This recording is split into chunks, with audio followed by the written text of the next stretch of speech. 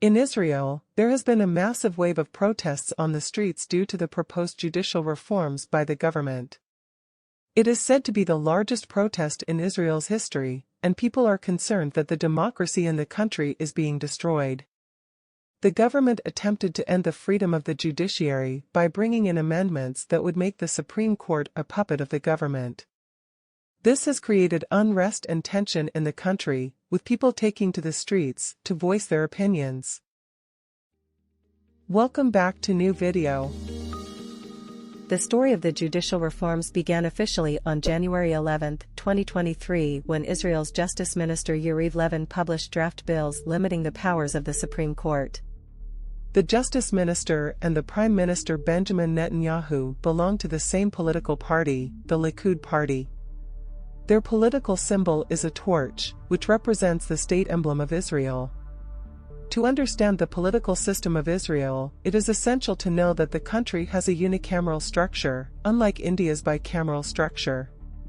The parliament in Israel is known as the Knesset, which is the only legislative authority in the country.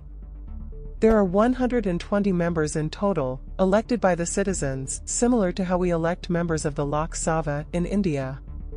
In Israel, they call them MKs, members of Knesset.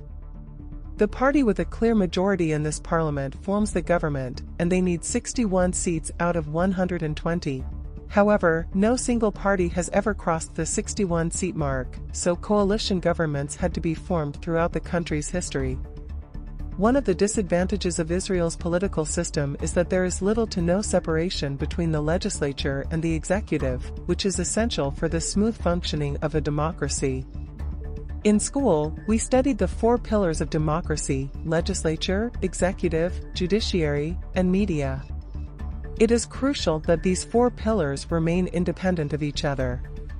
In Israel, there is little separation between the legislature and the executive, making it difficult for the judiciary to remain independent.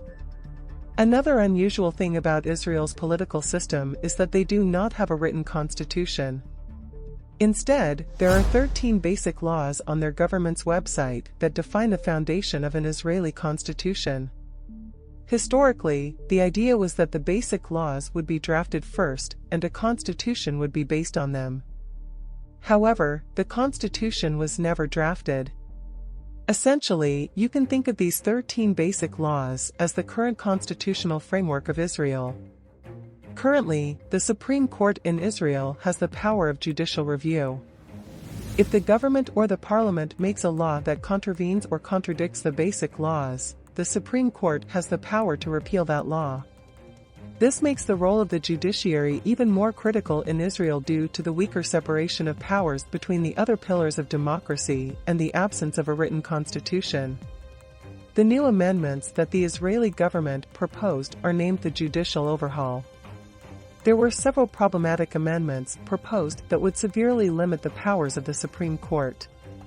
Let's take a look at them one by one. The first and most critical amendment gave the parliament the authority to veto any decision made by the Supreme Court. Any decision made by the Supreme Court could be vetoed if the majority of MKs in the Knesset, that is, 61 or more MKs, voted against it. This would be detrimental to the independence of the judiciary and would allow the government to override the court's decisions.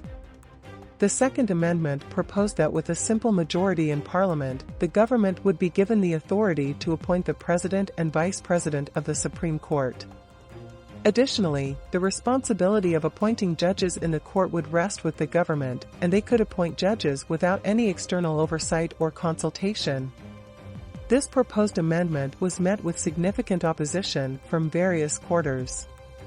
Critics argued that such a move would be a direct attack on the independence of the judiciary, which is a vital cornerstone of any democracy. The ability of the judiciary to function independently and impartially is essential in ensuring that the rule of law is upheld and that citizens can trust in the justice system. Many legal experts and scholars also pointed out that giving the government unchecked power over the judiciary could lead to a situation where the court becomes a rubber stamp for the government's policies and decisions, effectively rendering it useless in providing checks and balances on the other branches of government. Despite the opposition, the government pushed ahead with the proposed amendment and introduced it to Parliament. However, it soon became clear that there was not enough support for the amendment to pass, and it was eventually dropped. This incident serves as a reminder of the importance of an independent judiciary in ensuring the health and functioning of a democracy. It also highlights the need for constant vigilance and advocacy to protect and strengthen democratic institutions, such as the judiciary, from attempts to undermine their independence and authority. Hope you liked the video. Thanks you for watching.